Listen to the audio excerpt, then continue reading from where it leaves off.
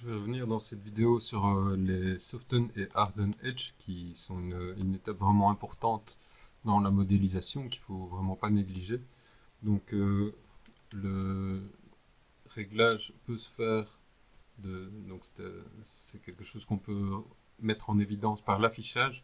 Donc je peux venir, donc j'ai décoché Limit to Selected ici et je viens afficher les Soft Hard Edge ici. Donc quand je suis en filaire, ici je vais voir en trait pointillé les soft edge et en trait plein les hard edge. Donc on a donc comme différence que les hard edge montrent des transitions nettes d'ombrage sur les surfaces, tandis qu'on a une continuité, donc un dégradé progressif quand on a des soft edge. Alors, quand on ne règle pas bien les Soften Edge, Harden Edge, ben, on se retrouve dans des situations comme celle-ci, avec parfois des dégradés, parfois des frontières ici. Donc, c'est vraiment quelque chose qu'il faut bien régler. Donc, pour le régler, ben, c'est assez simple. On vient en mode Edge ici.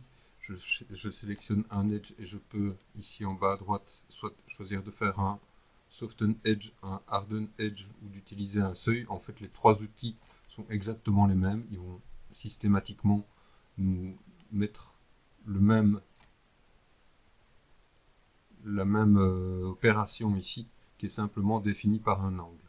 Donc cet angle, au fur et à mesure qu'on le modifie, va nous faire passer ici, quand on passe un certain seuil, ici 90 degrés, va nous faire passer d'un soft edge quand l'angle est plus élevé à un hard edge quand l'angle est plus bas.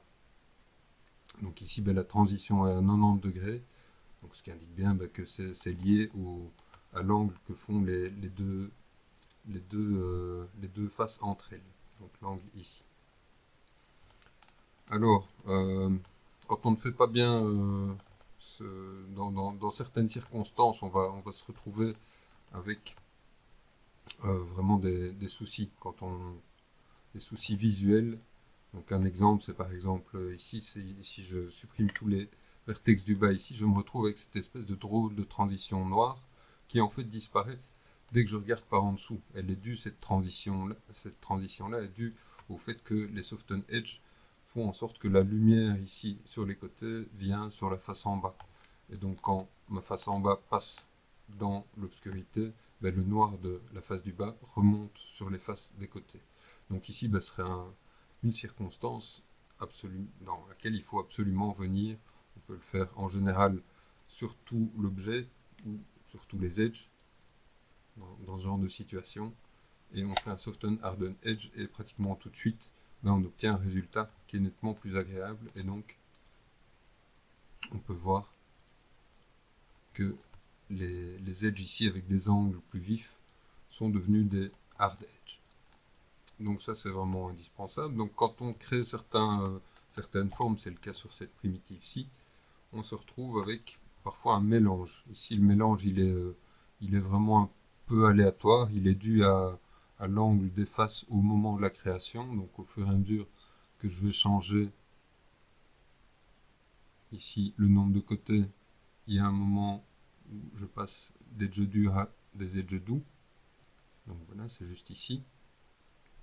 Et donc, bah, si j'ai une forme comme celle-ci, bah, c'est peut-être pas très agréable d'avoir des edges durs ou des edges doux. Donc, je peux venir, de toute façon, euh, par exemple, décider d'avoir des facettes sur tout mon objet, ou à l'inverse,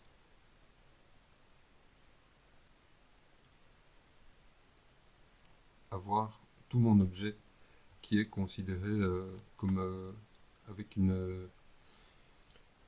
des edges doux et des dégradés sur toute la surface. Alors, parfois quand on utilise ce Soften Edge, Harden Edge sur tout l'objet, on va pouvoir, grâce au seuil, obtenir les transitions là où on les veut. Par exemple, ici, je voudrais des dégradés sur les côtés. Je vais donc devoir réaugmenter un petit peu ma valeur. Mais si je l'augmente, je perds mes Harden Edge ici. Donc je pourrais décider de commencer par utiliser le seuil, et pour les edges qui me posent problème, je viens faire une modification et je viens rétablir pour ces edges là les transitions dures là où je les veux. Alors quand on fera des opérations comme par exemple des bevels, on pourra utiliser cette propriété de Soften Edge, Harden Edge. On pourra l'utiliser dans certaines circonstances.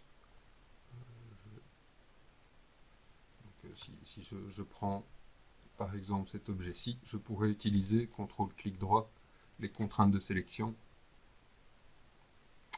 courante, pour venir sélectionner directement mes Hard Edge, et ça va me filtrer comme ça mes Hard Edge. Je pourrais éventuellement désélectionner ceux qui ne m'intéressent pas, avec CTRL ici,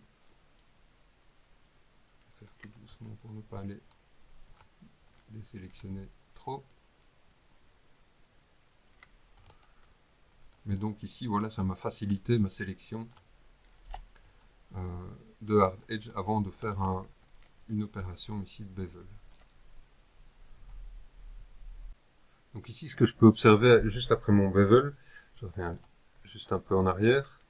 Donc dès que je fais mon bevel, je vois que de nouveau, il y a certains edges qui sont redevenus des edges durs, d'autres des edges doux. Donc en fait, une des choses qu'on peut retenir, donc en fait ça c'est lié à cette valeur de smoothing angle, et en fait une opération comme le bevel et comme plein d'autres opérations va réappliquer un harden edge, soften edge avec une valeur de seuil qui est définie ici.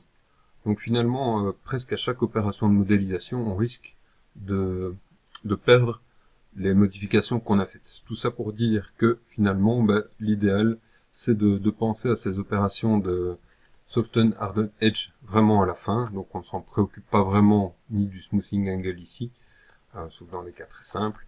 Mais typiquement, quand on modélise une pièce assez importante, on termine vraiment la modélisation par réfléchir à est-ce qu'on veut des Soften Edge, Harden Edge, à quel endroit, pourquoi. Et donc on fait une manipulation globale, finale. Donc ici je pourrais essayer de trouver la dernière valeur ici qui me convient. Par exemple ceci, on va mettre peut-être un peu plus de division. Et je décide de venir rajouter un edge dur sur celui-ci, par exemple.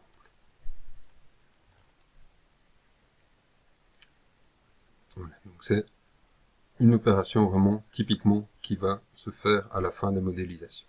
Alors on aura l'occasion de reparler vraiment de l'idée de comment terminer les modélisations. On voit ici que on a créé un angle qui pouvait être plus intéressant avec parce qu'il est arrondi grâce au bevel. Donc ça va nous donner éventuellement une légère réflexion d'angle ici qui est plus agréable qu'un angle droit comme ça ici. Donc ça, ce sera une discussion à avoir avec en comparant le bevel, le smooth et les soften edge, harden edge.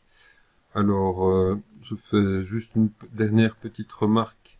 Quand on modélise typiquement des personnages, etc., à peu de choses près, on met tout le temps du soften edge. Donc, quand on est en modélisation un peu plus souple, typiquement, on termine être surface vraiment arrondie. On va vouloir terminer plutôt comme ceci, avec des surfaces qui sont agréables, desquelles on ne voit pas de facettes. Alors il faudra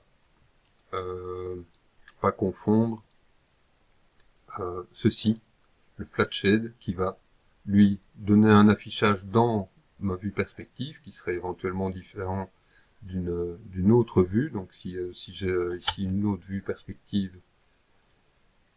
une deuxième vue perspective, je pourrais avoir les mêmes objets dans deux vues, et dans cette vue-ci, je visualise les facettes, tandis qu'ici, je visualise les dégradés.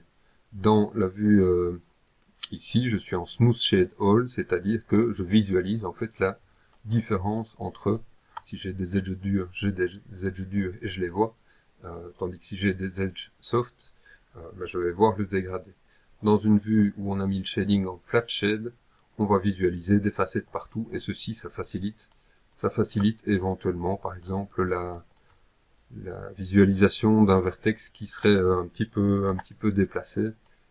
Donc on va pouvoir très facilement, grâce à ce flat shade sentir un peu mieux qu'il y a une erreur, qu'il y a eu un petit déplacement, qu'il y a eu quelque chose.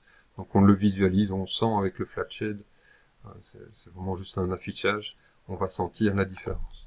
Si je viens faire un rendu de ma scène, je vais mettre un éclairage vraiment très simple ici. Si je viens faire un rendu de ma scène,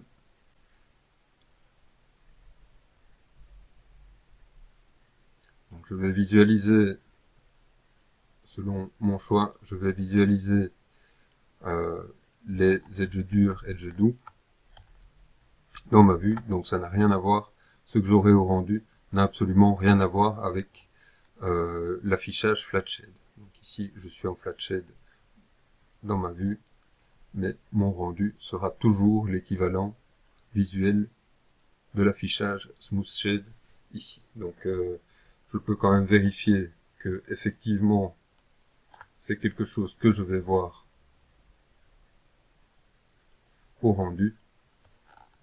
Et donc ici on peut vérifier que si on avait mis par exemple sur cet objet tout en soften, ben, on aurait un résultat qui est tout à fait différent au rendu et qui n'est pas forcément très agréable. On le voit aussi par exemple sur ce cube où on a, si on n'a pas fait des corrections correctes ici, des corrections sur les soften edge, harden edge, on peut avoir ce genre d'artefacts désagréables, de lumière noire qui revient par l'arrière. Donc ça c'est vraiment pas agréable, il faut éviter ça.